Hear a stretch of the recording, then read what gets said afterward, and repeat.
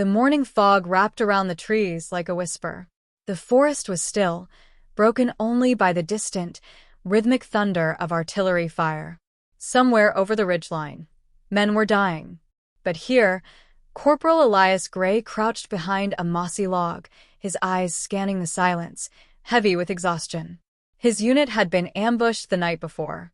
Now, only 5 men remained from the 30 who had crossed the river just 2 days ago. Elias didn't know whether he should feel lucky to be alive or ashamed. Sergeant Brody, their unofficial leader now, was the last one still giving orders. Broad-shouldered and clear-eyed, Brody was the kind of soldier who made others feel safe even in chaos. He had taken Elias under his wing from the beginning. "You've got a poet's eyes," Brody had said on Elias's first patrol, clapping him on the back. "Too soft for this hell, but maybe that's what we need." They had taken shelter near the remains of a barn, barely standing after a recent shelling. Its roof had caved in, and the walls leaned as if the whole structure was grieving. Inside, Private Moreno was fiddling with a broken radio, turning the knobs with hope more than belief, listening for a friendly signal that never came. Tompkins, the youngest in the group, sat in a corner, cleaning his rifle with obsessive focus. He looked barely old enough to shave, let alone fight. His hands moved in tight, nervous rhythms, as though the act of cleaning might scrub away the fear clinging to him. Elias sat a little apart from the others, his small notebook resting in his lap. He had taken to writing scraps of poetry when he could, lines about home, about silence, about the faces of men who weren't there anymore. It was the only thing that felt real in the blur of survival. Their food was low, ammo lower. No one had spoken of retreat, but the silence between them all hinted at the same truth. They were cut off, and they were not going to last long. Sergeant Brody stepped out from the barn's shadow, his gaze fixed on the tree-line in the distance. The faint glow of dawn was beginning to break through the clouds. "We move at first light," he announced. Moreno looked up, eyes wide. "What about the mines? They'll have the whole ridge lined." Brody didn't flinch. "Better mines than a sniper's bullet." Elias followed Brody's gaze toward the horizon, where the fog began to thin and light touched the tops of trees. To Elias, every dawn felt like the last. Corporal Elias Grey sat quietly apart from the rest of the men, his back against a crumbling wooden beam, a worn notebook balanced on his knee. While others counted bullets or cleaned rifles, he wrote. Not orders, not field reports, just pieces of poems. Lines that tried to capture what the war was doing to them, how it was hollowing them out from the inside. For Elias, words were a form of resistance, a way to hold on to the person he had been before the war turned everything into dust. The war had already taken more than its fair share from him. His older brother had died in Normandy, shot through the chest on a beach they never even reached. His father, a veteran of the Great War, had come home broken and haunted, barely speaking and never sleeping. Now Elias felt that same fracture forming inside himself. Every death chipped away a little more of who he was. Every morning he woke up surprised he still existed. Outside, the forest was still under a blanket of mist, the pale early light barely strong enough to touch the ground. Inside the ruined barn they had taken refuge in, the air was damp and smelled of smoke, sweat, and old rot. Elias could hear the others murmuring quietly behind him.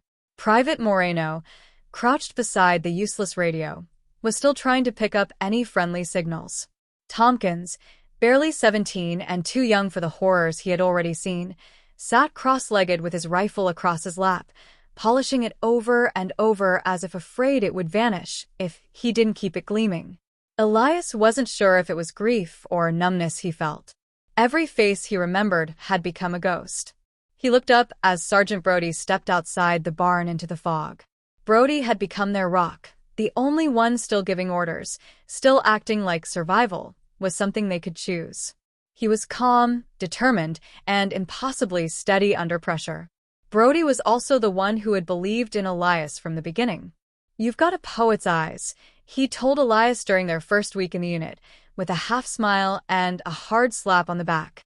"Too soft for this hell, but maybe that's what we need." Now, Brody's face was harder than usual as he stared out at the tree, hands on his hips. The fog was beginning to thin, and the first hints of orange daylight were creeping over the eastern horizon. "We move at first light," Brody said finally, not turning to face them. Moreno stopped fiddling with the radio and looked up. "There's a minefield between here and the rendezvous point," he said, his voice tight with fear. "We'll never make it through." Brody didn't hesitate. "Better mines than bullets," he said firmly.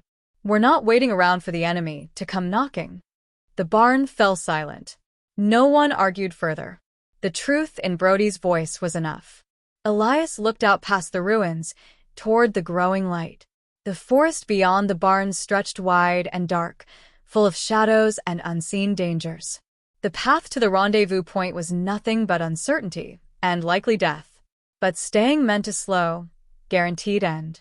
The horizon was glowing now, the sun rising in streaks of deep orange and red, like fire spilling across the sky. Elias watched it carefully. It looked beautiful, peaceful even. But that was the lie of war. Moments of beauty, surrounded by endless suffering. The last dawn, he thought. Every morning felt like that lately, like the last one he would ever see. He glanced down at his notebook and scribbled a single line before snapping it shut. "We move toward fire, because stillness burns worse." Then, without a word, he stood and joined the others, ready to walk into whatever waited beyond the trees. They moved through the forest like shadows, each step careful, deliberate, and nearly soundless. The war had long since taught them the importance of silence. Silence kept you alive. Silence meant you weren't seen, weren't heard, weren't shot. It was the only thing they could control anymore.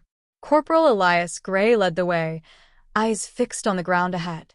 He wasn't trained to detect mines, but after months in the field, he had learned what danger looked like. A patch of dirt that seemed too clean, too disturbed. A stone that didn't quite belong. The faint glint of something metallic in the mud. One wrong step could end it all. He knew that too well. The forest was dense, cloaked in early morning mist that dulled the colors of everything. The trees stood tall like ancient sentinels, watching the soldiers move beneath them. The only sound was the crunch of damp leaves under boots and the occasional rustle of a squirrel or bird. Behind Elias walked Tompkins, the youngest of the remaining men. Just 17, though he had told the army he was 18. Too young to be here. Too young to carry a gun and march through fields of death. He didn't talk much, but now, as they moved, he hummed softly under his breath a lullaby, slow and low, barely audible. The sound was oddly soothing, almost innocent in a place that had long forgotten what innocence was. The tune tugged at something deep in Elias's memory. It reminded him of home, of his little sister, who used to sing while drawing in the dirt with a stick, making flowers that the wind would soon erase. For a moment, Elias let himself think of that distant life. Sunny mornings, the smell of bread baking, the sound of laughter. All of it gone now. War had a way of pulling the past from you, piece by piece, until only fragments remained. Then click. The sound was sharp, final. Elias stopped mid-step. His heart froze in his chest. "Don't move," came Brody's voice, calm and steady. Everyone behind Elias halted instantly. The forest seemed to hold its breath. Elias looked down. Just beneath the heel of his boot, partly hidden by leaves and a thin crust of dirt, was a small, round metal disc. A mine. His throat tightened. He didn't dare speak. Brody moved forward slowly, crouching down a few feet away. "Stay still," he said, his voice low. "Don't shift your weight. Just breathe." Elias obeyed. He stared straight ahead, his whole body rigid, as if the wrong thought alone might set the mine off. Every second felt stretched, like the world had slowed down. He could hear his own heartbeat pounding in his ears. Moreno, the quietest and steadiest among them, dropped to his knees beside the mine, pulling a small knife from his belt. He wasn't a trained sapper either, but he had watched enough disarmaments to know the basics. He had also once told Elias that he'd grown up fixing watches. Now, those steady hands were about to save a life. "Okay," Moreno whispered. Lift your foot just slightly on my count. 1, 2, 3. Elias shifted his weight, just enough to allow the pressure to release. In one quick motion, Moreno slid a rock into place where Elias's foot had been and carefully exposed the edges of the mine. His fingers worked like a surgeon's, brushing away the dirt, inspecting the mechanism. Time passed in painful, silent seconds. Then Moreno gave a small nod. It's disarmed. Elias stepped back slowly, legs trembling. He exhaled for the first time in what felt like hours. Thanks, he murmured. Moreno just nodded, wiping his forehead. Let's keep moving. And so they did, quieter than before, more afraid, more aware. They had survived one more brush with death. But out here, in the woods scarred by war, they all knew it was only a matter of time before another click came, and this time, there might not be someone there to stop it. Elias's boot hovered just inches above the ground, his leg trembling as he stared at the thin layer of soil beneath him. Something wasn't right. The earth looked slightly raised, disturbed in a way that didn't fit with the natural pattern of the forest floor. A faint glint of metal peeked out from the edge of the grass. A mine. His breath caught in his throat. The pounding of his heart echoed in his ears, so loud it felt like it might trigger the device beneath him. He stood frozen, balancing on one foot, terrified to move even an inch in any direction. Behind him, Moreno saw the danger and quickly stepped forward, crouching low beside him. I can disarm it, he whispered, voice barely audible over the breeze. His tone was calm, but his eyes revealed the weight of the risk. Elias gave the faintest nod, sweat dripping down the sides of his face despite the early morning cold. Every second felt like an eternity stretched thin. The trees around them stood deathly still, as if the entire forest was waiting to see what would happen next. Moreno carefully pulled a small knife from his belt and used it to brush aside the dirt around the edges of the mine. His hands moved slowly, deliberately. He didn't have professional training, but survival had taught him enough. He had once told Elias he worked on watches with his father as a boy. Those same skills, those same precise fingers, were now the difference between life and death. Elias dared not look down. He stared straight ahead, muscles locked, barely breathing. He tried not to think of what would happen if Moreno made a mistake. He tried not to imagine the explosion, or how fast everything could end. After a long, silent minute, Moreno gave a small nod. Done, he said softly. Elias let out a shaky breath, stepping back carefully, his boots touching the earth like glass. Thank you, he whispered, his voice hoarse. Moreno shook his head, eyes still on the ground. Don't thank me yet, he muttered. There might be more. They both knew the minefield didn't end with just one trap. The enemy had laid these hidden killers across the forest path like cruel riddles. One wrong answer, and everything ended. The group pressed forward again, more cautiously than before. Elias took the lead once more, but now every step felt like a test. Each patch of ground was studied, questioned, feared. No one spoke. Even the birds seemed to have gone quiet, as though nature itself respected the tension of their silent march. They moved slowly, inch by inch, eyes scanning the earth, boots brushing the surface like feathers. The minefield seemed endless, stretching ahead with invisible danger. And yet, somehow, fate spared them. Step by careful step, they made their way forward through the heart of death's waiting hands. At last, just as the first rays of sunlight crested the tops of the distant hills, they stepped onto solid, undisturbed ground. The trees opened up slightly, and a clearing emerged ahead. They had made it. Elias turned back for a moment, looking at the path they had crossed. Nothing marked it but fear, and the memory of a click that nearly ended everything. For now, they were alive. And in war, that alone was a victory. Then came the shot. A single crack, sharp and close. Tompkins stumbled forward, blood blooming from his back. He fell, eyes wide with surprise more than pain. Sniper. Brody shouted, dragging Elias down behind a tree. Tompkins didn't move. He was dead before he hit the ground. Elias stared at his lifeless body. One moment he'd been humming. The next he was a memory. The cruelty of it stole Elias's breath. Brody motioned for them to retreat. They couldn't stay and fight a sniper with only 3 men and limited ammo. They fled into the forest, running until their lungs burned. When they stopped, they were alone. The world was quiet again, but now it was a predator's quiet. That night, they took shelter in the ruins of a chapel. The stained glass windows were shattered, but the altar still stood, a stone slab dusted with ash and leaves. Moreno sat in a corner, shivering. "I can't keep doing this," he said. "Every time I close my eyes, I see them. My squad. My brother. Tompkins. We all see them," Brody said softly. "It doesn't mean we stop." Elias looked at the altar, then at his notebook. He scribbled a few lines. He sang as the world crumbled, and died before the song could end. He didn't show it to the others. Some things were too fragile for the war. Brody crouched beside him. "You still writing those poems?" Elias nodded. "Good," Brody said. "Keep writing. Someone needs to remember." The next day, they reached the rendezvous point, a hill overlooking the valley where their army was meant to regroup. But instead of tents and trucks, they saw smoke. The enemy had beaten them to it. Tanks moved like iron beasts across the field, and bodies lay strewn like discarded toys. No reinforcements. No backup.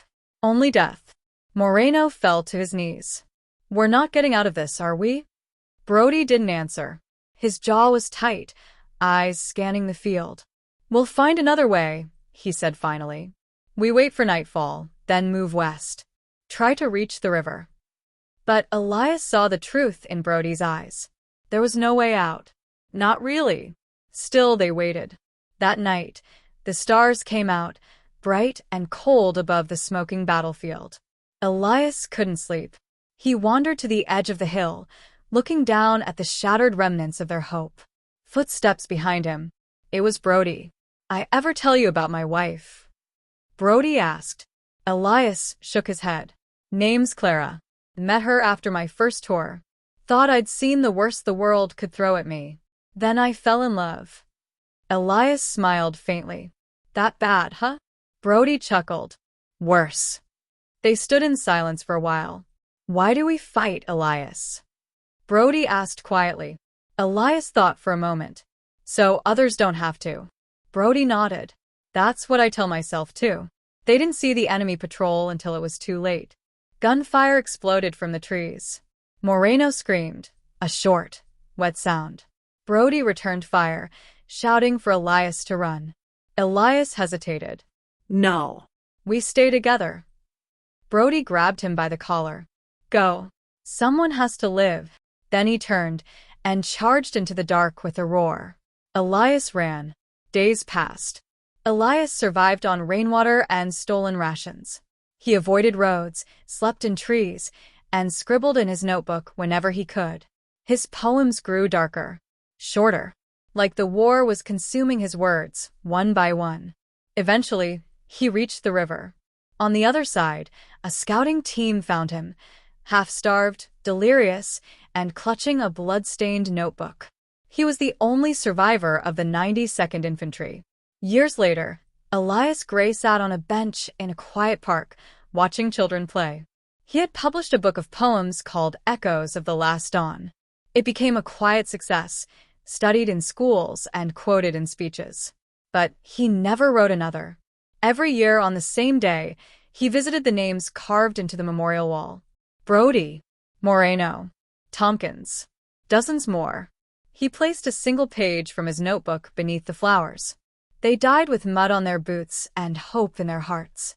I lived with blood on my hands and their voices in my dreams. As he stood, an old woman nearby smiled at him. "That poem," she said, "it saved my son. He read it before he enlisted. Decided to wait. Said he'd seen enough war in your words." Elias nodded, eyes damp. Maybe that was enough. Maybe words could win battles where bullets failed.